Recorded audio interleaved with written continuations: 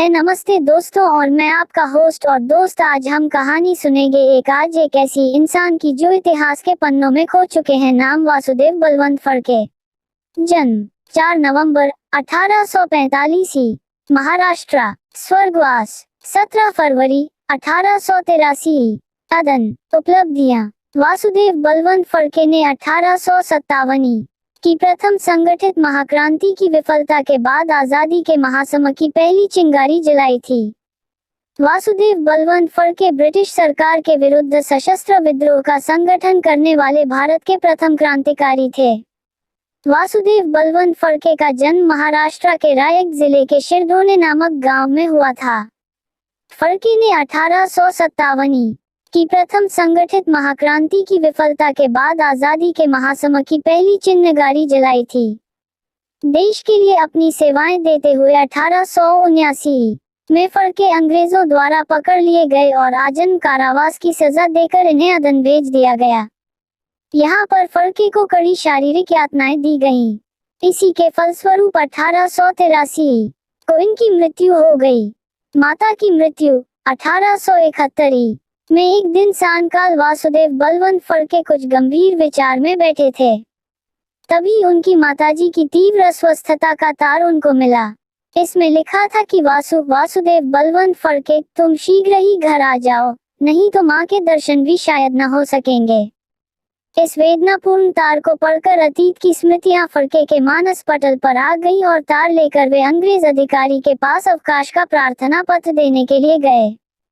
किंतु अंग्रेज तो भारतीयों को अपमानित करने के लिए सतत प्रयासरत रहते थे। उस अंग्रेज अधिकारी ने अवकाश नहीं दिया, लेकिन वासुदेव बलवंत फड़के दूसरे दिन अपने गांव चले आए। गांव आने पर वासुदेव पर वज्राघात हुआ। जब उन्होंने देखा कि उनका मुंह देखे बिना ही तड़पते हुए उनकी ममता में मां चल बसी हैं, उन्होंने पांव छूकर रोते हुए माता से क्षमा मांगी। किंतु अंग्रेजी शासन के दुर्व्यवहार से उनका हृदय द्रवित हो उठा। सेना का संगठन। इस घटना के वासुदेव फड़के ने नौकरी छोड़ दी और विदेशियों के विरुद्ध क्रांति की तैयारी करने लगे। उन्हें देशी नरेशों से कोई सहायता नहीं मिली तो फड़के ने शिवाजी का मार्ग अपनाकर आदिवासियों की सेना संगठित करने की कोशिश प्रारंभ कर दी। उन्होंने फरवरी 1879 में अंग्रेजों के विरुद्ध विद्रोह की घोषणा कर दी। धन संग्रह के लिए धनिकों के यहाँ डाके भी डाले। उन्होंने पूरे महाराष्ट्र में घूम घूम कर नवयुवकों से विचार विमर्श किया और उन्हें संगठित करने का प्रयास किया, किंतु उन्हें नवयुवकों के व्यवहार से आशा की कोई किरण नहीं दिखाई पड़ी। कुछ दिनों बाद गोविंदराव दावरे तथा कुछ अन्य युवक उनके साथ खड़े हो गए। फिर भी कोई शक्तिशाली संगठन खड़ा होता नहीं दिखाई दिया। तब उन्होंने वनवासी जातियों की ओर नजर उठाई और सोचा, आखिर भगवान श्री राम ने भी तो वानरों और वनवासी समूहों को संगठित करके लंका पर विजय पाई थी। महाराणा प्रताप ने भी इन्हीं वनवासियों को ही संगठित करके अकबर को नाको चने चबवा दिए थे। शिवाजी ने भी इन्हीं वनवासियों को स्वाभिमान की प्रेरणा देकर औरंगजेब को हिला दिया था।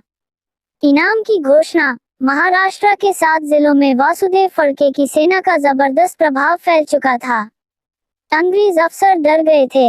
इस कारण एक दिन मंत्रणा करने के लिए विश्राम बाग में इकट्ठा थे। वहां पर एक सरकारी भवन में बैठक चल रही थी। 13 मई 1879 को रात 12 बजे वासुदेव बलवंत फड़के अपने साथियों सहित वहां आ गए। अंग्रेज अफसरों को मारा तथा भवन को आग लगा दी। उसके बाद अंग्रेज सरकार ने उन्हें जिंदा या मुर्दा पकड़ने पर 50,000 रुपए का इनाम घोषित किया।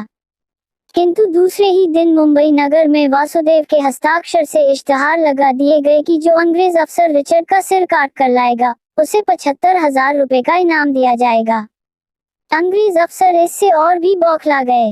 गिरफ्तारी। 1857 में अंग्रेजों की सहायता करके जागीर पाने वाले बड़ौदा के गायकवाड़ के दीवान के पुत्र के घर पर हो रहे विवाह के उत्सव पर फड़के के साथी दौलतरामन नाइक ने 50,000 रुपयों का सामान लूट लिया। इस पर अंग्रेज सरकार फड़के के पीछे पड़ गई। वे बीमारी की हालत में एक मंदिर में विश्राम कर रहे थे। तभी 20 जुलाई 1879 को गिरफ्तार कर लिए गए। राजद्रोह का मुकदमा चला और आजीवन काला पानी की सजा देकर फड़के को अदन भेज दिया गया। निधन। अदन पहुंचने पर फड़के भाग निकले। किंतु वहां के मार्गों से परिचित न होने के कारण पकड़ लिए गए। जेल में उनको अनेक प्रकार की यातनाएं दी गईं। वहां उन्हें क्षय रोग भी हो गया और इस महान देशभक्त ने 17 फरवरी 1883 को अदन की जेल के अंदर ही प्राण त्याग दिए।